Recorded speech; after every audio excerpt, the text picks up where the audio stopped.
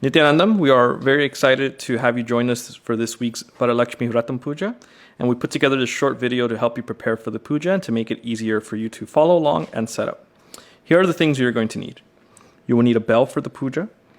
You will need a plate for your flowers, some of which should be made into petals. About a dozen roses should be enough. You will need a plate for the totem, and you will need two totems. We'll explain later how to make these. You will need a plate for your naivediyam, which can be fruits or a cooked offering. You will need a karpura arti plate along with one camphor tablet. You will need a panchapatram along with an udharini and some water. You will need a deepa with a wick and fill it with either ghee or sesame oil. And last, you will need a incense stand along with some incense or dhupa. Traditionally, during this puja, we worship Lakshmi in the form of a kalasa that is affixed with a coconut on top. The kalasa is a brass vessel. We've placed a coconut on top along with mango leaves and a mohan or a mask that is designed like the face of Lakshmi, and we decorate this grandly.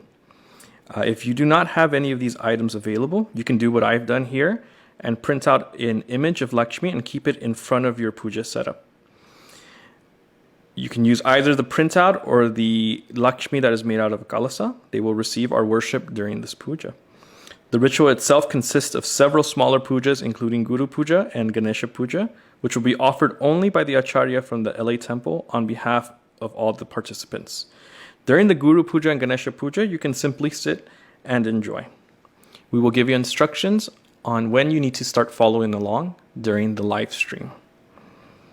So you will also need to create what's called a totem, and what you will need to do this is thin white cotton string. You will also need some turmeric that's been mixed with water into a paste, a few small flowers. You'll need enough to make two of these. And so what you can do is, the first way to do it is you take thin white string, right? A long strand of thin white string, and fold it over until you have 9 strands. And so the easiest way to do this is to measure from the tip of your finger to about your elbow and just take them and fold over the string. Measure it out, fold, measure it out, fold. So I've already done that here, right? Next, what you want to do is take some of the turmeric paste, smear it across the string.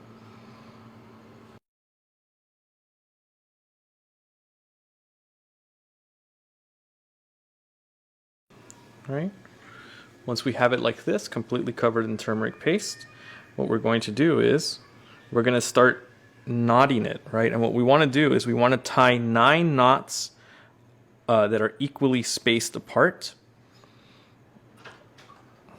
And so we'll start by tying the first knot.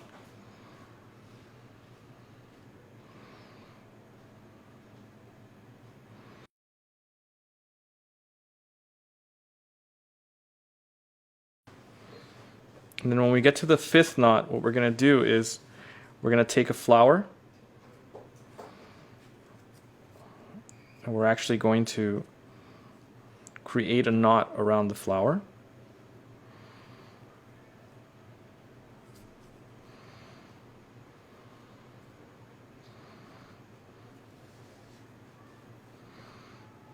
Right? And then we'll continue with the rest of the knots.